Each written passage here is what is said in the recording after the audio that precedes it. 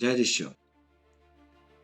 আমাদের জীবনে প্রতিটা দিন কোনো না কোনো সিদ্ধান্ত গ্রহণ করা লাগে এবং সিদ্ধান্ত আমাদের জীবনের জন্য অনেক গুরুত্বপূর্ণ একটি অংশ।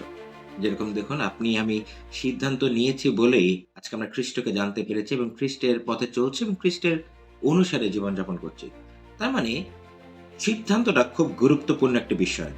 আপনি সিদ্ধান্তকে কিভাবে দেখেন? যে সিদ্ধান্ত আমি যেটা নিচ্ছি সেটা ভালো বা খারাপ কিনা?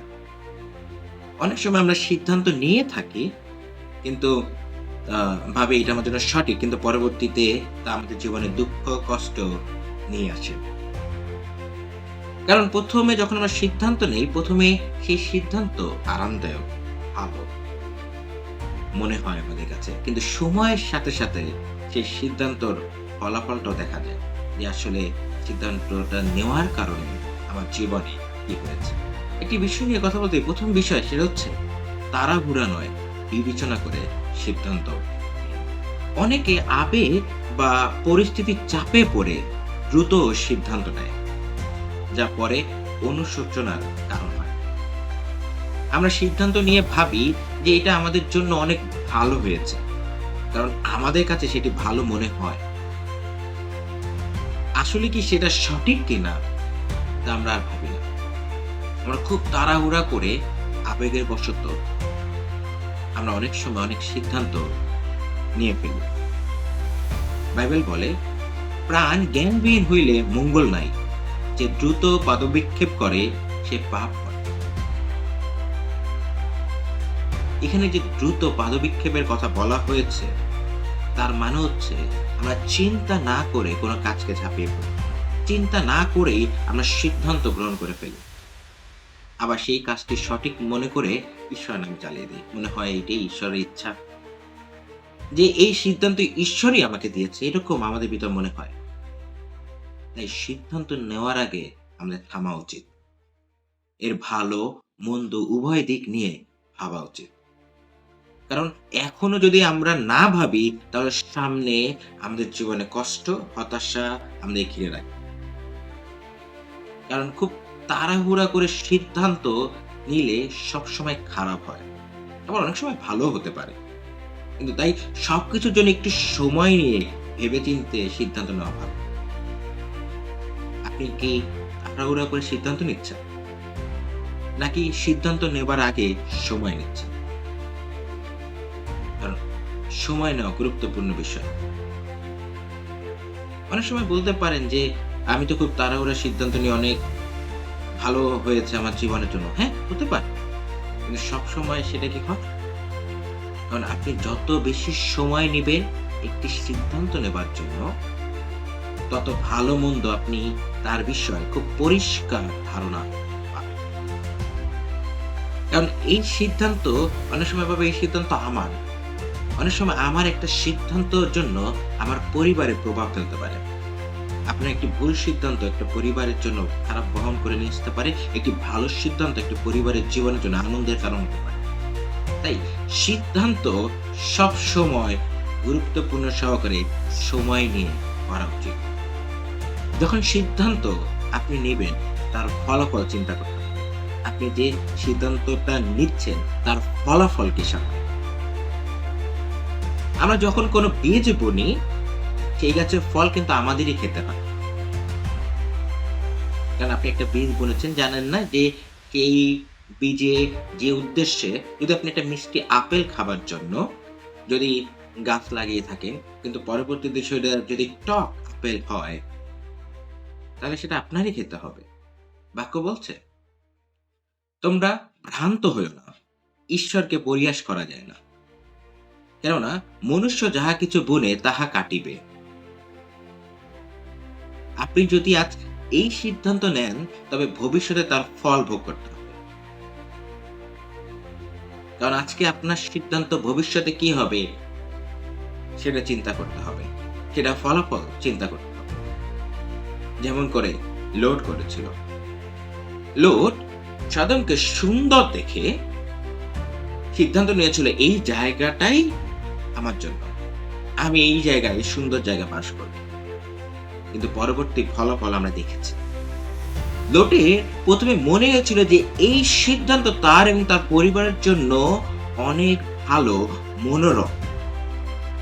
কিন্তু সময়ের সাথে সাথে লোট অনুভব করেছিল যে তার সিদ্ধান্ত কত ভুল ছিল এবং তার একটা সিদ্ধান্তের জন্য তার এবং তার পরিবারের জীবনে ধ্বংস নেমে এসেছিল। এই ভুল সিদ্ধান্ত তার কাছে প্রথমে ভালো মনে হচ্ছিল, কিন্তু ফলাফল খুব খারাপ ছিল।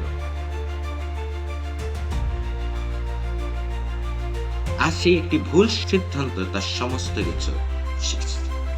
বাইবেলে এরকম অনেক দেখা যায় যে এক একটি ভুল সিদ্ধান্তের জন্য কত কিছু হয়েছে। তাই সিদ্ধান্ত নেবার আগে জিজ্ঞাসা করুন নিজেকে যে আমি যে সিদ্ধান্তটা নিচ্ছি তার শেষ কোথায়, তার শেষ ফলাফল কি। সিদ্ধান্ত নেওয়ার আগে চিন্তা করুন, নাহলে আপনি যেরকম সিদ্ধান্ত নেবেন ঠিক তেমন ফলাফল পাবেন। সিদ্ধান্ত নেওয়ার সময় যখন আমরা খ্রিস্ট বিশ্বাসী, আমাদের ঈশ্বরের কাছে পরামর্শ চাওয়া দরকার। পরামর্শ নিয়ে সিদ্ধান্ত নেওয়া দরকার। মানুষ হিসেবে আমাদের দৃষ্টি সীমাবদ্ধ। আপনি আমি অল্প দেখতে পারি, আপনি আমি হতে পারে কাল বা ১ ঘন্টা পরেও দেখতে পারি, ভাবি যে এরকমই হবে, কিন্তু আসলে এমনটা হবে কিনা তা সম্পূর্ণ দেখতে পায় ঈশ্বর। আপনার কাছে মনে হয় যে আমি ১ ঘন্টা পরে বাসার দিকে যাব, ১ ঘন্টা পরে আমি আমার পরিবারের সাথে মিলিত হব, আপনার চিন্তা। কিন্তু ঈশ্বর জানেন যে ১ ঘন্টার মধ্যে কি হতে যাচ্ছে। তাই কোন সিদ্ধান্ত নেবার আগে ঈশ্বরের সাথে পরামর্শ করুন, সময় নিন, তাকে জিজ্ঞাসা করুন, ধৈর্য ধরুন যে প্রভু আমি এই সিদ্ধান্ত নিতে চাচ্ছি, এই জায়গা যাচ্ছে, প্রভু তোমার পরামর্শ কি আমার জন্য। বাইবেল বলে তুমি সমস্ত চিত্তে সদাপ্রভুতে বিশ্বাস করো, তোমার নিজ বিবেচনায় নির্ভর করিও না, তোমার সমস্ত পথে তাকে স্বীকার করো, তাতে তিনি তোমার পথ সকল সরল করিবেন। বাহ, খুব চমৎকার ভাবে বলছে যে আমরা যখন একা সিদ্ধান্ত নেই তখন শুধু বর্তমানের লাভ দেখি। যখন আপনি একা নেবেন, ও এটা তো আমার জন্য, আমার ভালোর জন্যই হবে, কিন্তু যখন প্রার্থনা পূর্বক আমরা সেই সিদ্ধান্ত নেওয়ার জন্য প্রার্থনা করি, তাহলে আমাদের অন্তর্দৃষ্টি, আমাদের ভিতরের দৃষ্টি খুলে যায়। সে ভবিষ্যতের বিপদ এবং ভবিষ্যতের ভালো দিকগুলো প্রকাশ করে যে তোমার এই সিদ্ধান্তের কারণে এরকম হতে পারে। ঈশ্বর তিনি আমাদের দেখেন। তাই সিদ্ধান্ত নেবার আগে ঈশ্বরের সাথে পরামর্শ করুন, ঈশ্বরকে জিজ্ঞাসা করুন আপনি কি নিজের বুদ্ধিতে বা নিজের আবেগে কি সিদ্ধান্ত নিচ্ছেন, নাকি ঈশ্বরের এবং প্রভুর কাছে সময় দিয়ে সিদ্ধান্ত নিচ্ছেন। সেটা ইম্পর্টেন্ট। সিদ্ধান্ত শুধু আপনার না, সিদ্ধান্ত আপনার জন্য আপনার সাথে যারা যুক্ত তাদের সকলের হয়। আপনার একটি সিদ্ধান্ত। তাই সিদ্ধান্ত যখন আপনি নেবেন ঈশ্বরের সাথে পরামর্শ করুন। ওকে, একটি চমৎকার উদাহরণ। এক যুবক বা যুবতী একজনকে পছন্দ করে, যিনি দেখতে সুন্দর, কথাবার্তা স্মার্ট এবং সামাজিকভাবে বেশ প্রতিষ্ঠিত। তার সাথে কথা বলে বা সময় কাটিয়ে সে এতটাই মুগ্ধ হলো যে সে মনে মনে সিদ্ধান্ত নিয়ে নিল, একে ছাড়া আমার জীবন চলবে না। কিন্তু তার পরিবার, তার বন্ধু বান্ধব তাকে সতর্ক করেছিল যে তুমি এইটি যাবার আগে পরামর্শ গ্রহণ করো, এটি যাবার আগে একটু সময় নাও, খুব দ্রুত এই কাজ করো না, এটার ফলাফল কি হতে পারে সেটা চিন্তা করো। কিন্তু না, সে যুবক বা যুবতী খুব আবেগের বশত সিদ্ধান্ত নেয় যে আমি ওকে বদলে দেব, আমি ভালোবাসা থাকলে সব ঠিক হয়ে যাবে। যে প্রার্থনা ঈশ্বরের ইচ্ছা না শুনে নিজের ইচ্ছাকে ঈশ্বরের উপর চাপিয়ে দিয়ে চেষ্টা করেছে। সে প্রার্থনা ঈশ্বরের ইচ্ছা জানতে চাইল না, বরং নিজের ইচ্ছাকে ঈশ্বরের উপর চাপিয়ে দেওয়ার চেষ্টা করে। কয়েক বছর পরে সম্পর্কে গভীর পর্যায়ে গিয়ে দেখা গেল তাদের দুইজনের জীবনে মূল্যবোধ, চিন্তা, ধারণা সম্পূর্ণ আলাদা। সময়ের সাথে সাথে সেই মুগ্ধতা চলে গেল, বিরক্তির কারণ হয়ে গেল একজন আরেকজনের, কষ্টের কারণ হয়ে গেল, দুঃখের কারণ হয়ে গেল। আজকে সে নিজের আবেগ এবং বুদ্ধির উপর নির্ভর করে সে বড় একটি ভুল সিদ্ধান্ত নিয়েছিল। ভালোবাসা বা আকর্ষণ সময়ে আমরা শুধু ভালো দিক দেখি। যখন আপনি কাউকে ভালোবাসবেন তখন তার প্রথমে ভালো দিকগুলোই আপনার ভালো লাগা শুরু হবে। কিন্তু বাইবেল বলে মানুষের হৃদয় বড়ই প্রবঞ্চক। তাই আমাদের অনুভূতির চেয়ে ঈশ্বরের বাক্যের উপর বেশি গুরুত্ব দিতে হবে।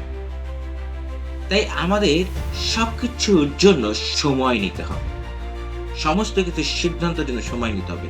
তাড়াহুড়া করে নয়, সময় নিয়ে ধৈর্য সহকারে আমাদের জীবনে সিদ্ধান্ত নিতে হবে। তাহলে তাতে আপনার এবং আপনার পরিবারের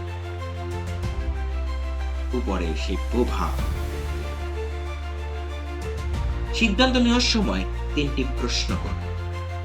এই সিদ্ধান্তটা কি ঈশ্বরের বাক্য বা ইচ্ছার বিরুদ্ধে কিনা? দ্বিতীয়, এর ফলে ভবিষ্যতে আমরা বা আমার পরিবার তাতে কি হতে পারে? আমি কি এই বিষয়ে মনে শান্তি বোধ করছি? আজকের এই সঠিক সিদ্ধান্ত কালকে সুন্দর ভবিষ্যতের চাবিকাঠি। তাই আবেগে নয়, বরং প্রার্থনায় এবং বিবেচনার মাধ্যমে সিদ্ধান্ত নিন। ধন্যবাদ।